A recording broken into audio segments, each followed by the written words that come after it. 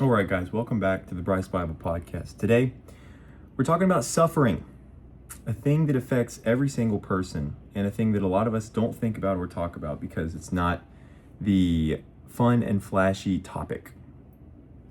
Start in Romans chapter 8, verses 17 through 18, and then we're going to work our way into 1 Peter a little bit. But Romans chapter 8, verse 17, it's talking about how we're adopted into a new family, the family of God. And it says, since we're the children of God, verse 17, if we're children, we're heirs of God and joint heirs with Christ, if so be that we suffer with him, that we may be also glorified together with him.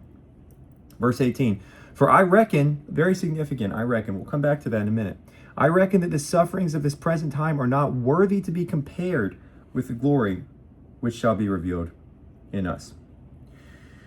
So it says that if we suffer with him, we'll be glorified together with him. This is a special thing that we get to share in with Christ. If we suffer with him, we'll be glorified with him. If we deny him, then he will deny us. It's our choice how we'll live our life and what we'll do. Why would we choose to suffer? That's the main question of this passage. Why would we choose to follow after something that will guarantee that we suffer when we could have all the things of this world? When we can read earlier in this chapter, we can live after the flesh. We can live after our sinful flesh. We can be carnally minded. We can read all these different things in Romans chapter 8, the same chapter. Then we read the caveats. Romans chapter 8, verse 6. For to be carnally minded is death, but to be spiritually minded is life and peace. Because the carnal mind, the fleshly mind, our old man, it's an enmity against God. It's at war against God. It hates God. The flesh is enmity against God. It is not subject to the law of God, neither can it be. So then, those that are in the flesh cannot please God. But here's the good news. Verse 9 of Romans chapter 8 says, but ye are not in the flesh, but in the Spirit. And that's good news. We have this old man and we have this new man that war against one another inside of us. The old man is the way that we would go, the things we would do, the lust of the flesh that we would be part of. We're told in 1 Peter chapter 2 to abstain from these fleshly lusts that war against the soul, and to stay away from the former lusts. 1 Peter chapter 1, it says that we should gird up the loins of our mind, be sober, and hope for the grace that is brought to us through Jesus Christ as obedient children, not fashioning ourselves according to the former lusts in your ignorance. So this carnally minded person that we have in us is the former mind. It's who we used to be. But in this new man, we walk in newness of life. We walk with Christ. And part of that is suffering. But I still haven't answered the question, why would we choose to suffer? Why, when we could have all these good things? You could say, okay, Bryce, there are good things in this world that I could go after. And I understand that if I go after those things, I don't get God. But why would I want God if I have to have suffering, if I go with him? Well, that's a good question. And the answer is in this passage in verse 18. It says, Paul says to us, he says, I'll start here. I reckon that the sufferings of this present time, I'll stop there. So I reckon, what does that mean when he says I reckon? Well, Matthew Henry's commentary writes about this, and I reckon, it uses the same vernacular, the meaning, reckon, that word. It's the same as is in the book of Daniel. It's the word tekel, weighed. He's weighed what these things mean. So for context, in the book of Daniel, there's this king, Belshazzar, who is the son of the king Nebuchadnezzar, who was a great king of Babylon and saw the mighty works of God in his life. And his son Belshazzar is turned away from God, and he sees this hand writing on the wall in the middle of a big party where he's exalting himself, this Belshazzar is. And he sees this hand writing on the wall, and the words say, Mene, mene, tekel, upharsin. And he doesn't know what it means. He's just freaking out, and he's calls everyone, his magicians, his soothsayers, all these people. He's like, hey, please, someone tell me what this means. They bring Daniel out, and Daniel's like, hey, this means that you have been, all of your actions, the things you've done, have been seen. They've been weighed, tekel, they've been weighed in God's balance, and you have been found wanting. And then he says, you're going to die tonight. And he dies. Belshazzar dies that night. So this word tekel is a word that means weighed. So when Paul says, for I reckon that the sufferings of this present time are not worthy to be compared with the glory which shall be revealed in us, it means that Paul has weighed what these sufferings are and has found them to be light.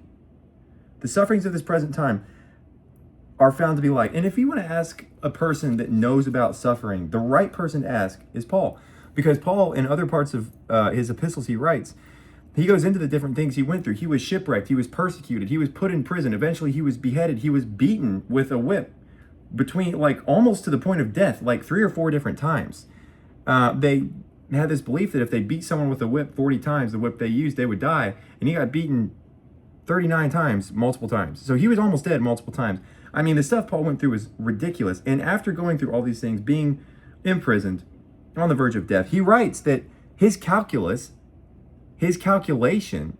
is that the sufferings of this present time are not worthy to be compared with the glory that will be revealed in us. Not just the glory we'll see, but the glory that will be revealed in us.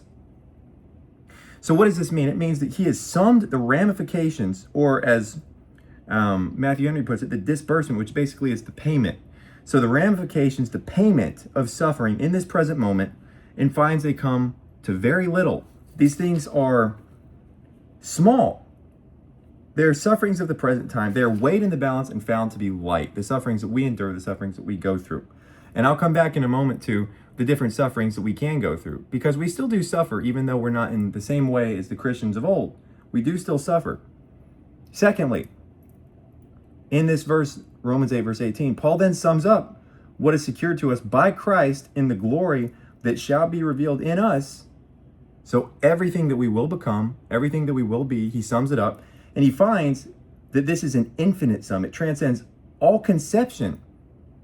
Finally, thirdly, the payment of this glory is so abundantly made up that the losses that we suffer from all of the things we go through, all of our suffering, are not even worth being mentioned. They are infinitely outweighed. You can think about that scale that justice holds with the two different sides that weigh. One side being the suffering that we endure, and the other side being the weight of glory that will be revealed in us. And it infinitely outweighs the suffering that we endure in this life. And let's turn to 1 Peter. Let's turn to 1 Peter chapter 2. We read in 1 Peter chapter 2, verse 19, "For this is thankworthy," which the word thankworthy is in other translations commendable or finds favor. "For this is a commendable thing. This thing makes a man find favor with God. If a man, for conscience towards God, endures grief and suffering wrongfully." Verse 21, "For even hereto were ye called." What does that mean? For even hereto were ye called. It means we were called to suffer. 1 Peter is a very unpopular epistle because it is all about suffering. We can read in, I think, every single chapter in this book, in this epistle, that we are called to suffer, that suffering will be part of our Christian life. Now, that's not popular with people who believe that our life is something that's supposed to be a cakewalk or prosperity. The prosperity gospel doesn't work well with the book of 1 Peter. 1 Peter 2, verse 21, "For even hereto, for to suffering were ye called, because Christ also suffered for us, leaving us an example that we should follow in his steps. Christ did no sin, neither was guile, neither was any word of sin found in his mouth. Who when he is reviled, he did not revile again. When he suffered, he did not threaten, but committed himself to him that judges righteously, which is the Father. And he died for us." Man, 1 Peter chapter 2 tells us that we are called to suffer. What is that? Why are we called to suffer?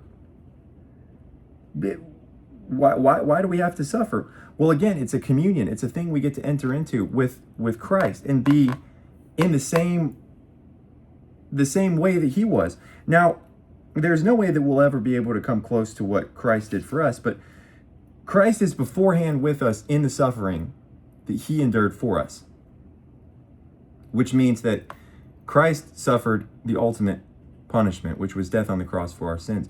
And he goes in front of us to recompense us with this weight of glory that we read about, that we will receive for the suffering we will go through.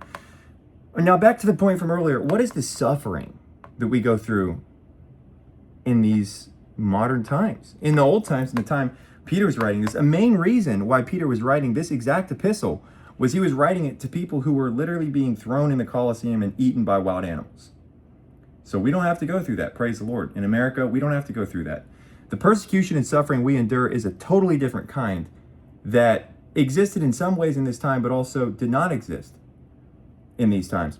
The suffering we go through can be on smaller levels. It can be dying to ourselves. It can be choosing to follow Jesus over the ways of the world. It can be leaving people behind that do not follow the Lord. It can be leaving habits behind that do not follow the Lord. And those things are all things that Christ did. As we can read here, he didn't sin. There wasn't an evil word found in his mouth. He didn't even threaten anyone. 1 Peter 2, verse 23. We can read in 1 Peter chapter 4, verse 1, "Forasmuch then as Christ hath suffered for us in the flesh, arm yourselves likewise with the same mind. For he that hath suffered in the flesh hath ceased from sin." So our call is, along with Christ, we must suffer to make our corrupt nature extinct. Because our corrupt nature, this old man we've talked about, that we read about, this carnal mind in Romans chapter 8, is the old man, is the old way that we used to be before we knew what was right. It's that old way that we fashion ourselves according to before we were enlightened, before Christ took our minds and made us new. As we can read in 1 Peter 1, verse 14. We can no longer fashion ourselves according to our former lusts. So along with Christ, we get the privilege and opportunity to make our corrupt nature suffer. But that's just the thing, is our corrupt nature will suffer. The old man will suffer. It's supposed to die. It's supposed to go away because that's no longer who we are. If we do this thing, Matthew Henry says, and if we suffer, we will be made conformable to Christ in his death and resurrection, and we will cease from sin. So what this tells us here is that we are linked with Christ in a number of ways because he's died for us and he's adopted us into his family. But as he suffered for us, we are to arm ourselves likewise in the same mind that we will suffer. We're going to have to give things up. We're going to have to give up lust of the flesh. We're going to have to give up the idols we build for ourselves to stand on, to magnify ourselves because we want to be great. Because the bottom line is we're not great. God's great. But everyone wants to be great. Everyone wants to be the center of everything. And a lot of the things we do portray that. A lot of the things we do push us to the center of whatever scene we find ourselves in. And the old man tells us that we should pursue temporary pleasure because that's what we used to do. That's what we used to know. It's why we're told here that we were ignorant before we knew what was right. How were we supposed to walk in the way that we're called to walk? How would we have even known? We didn't. But here's the thing. Now we know. Now we know the right way to walk. Now we know the way that we should go because we've been told, because we read it in this word, and because our eyes have been opened. So now, to suffer in some ways means to kill the old man, to kill the flesh, to kill the things that go along with it, and to pick up our cross and follow Jesus, which means abstaining from these fleshly lusts which war against the soul.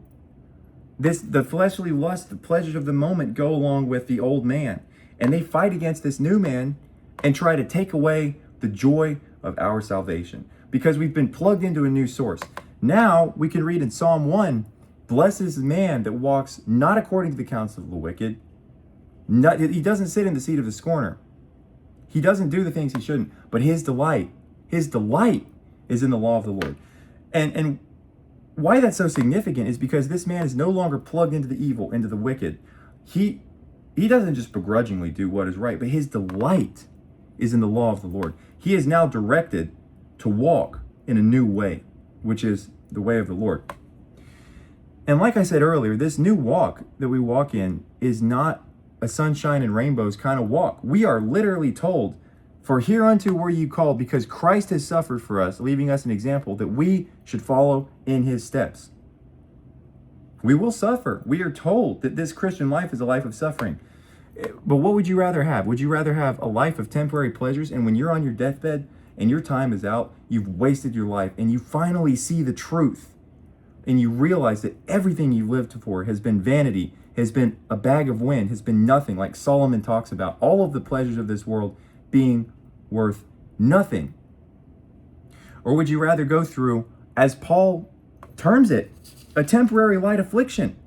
The sufferings of the present time, noting that Paul says they are sufferings of the present time, not to be compared to the eternal weight of glory. The difference between present time and eternal is obvious. Present time is right now. We suffer right now. We suffer in this moment. Sometimes not even for very long and it's over. But then on the flip side, we get the eternal weight of glory that will be revealed in us. Not just something we see, not just something we can look at, but something that will literally be manifested inside of each of us. It's our choice what we will go after. We are humans with free will, and we get the prerogative to choose where we'll go and what we'll do. But I pray that each of us would choose to follow Jesus and choose to suffer for Jesus, because we know that this present moment, the suffering that goes with it, is not even close to the weight of glory that we get to experience with Jesus, that he gives to us. All right. I hope you have a good week. Goodbye.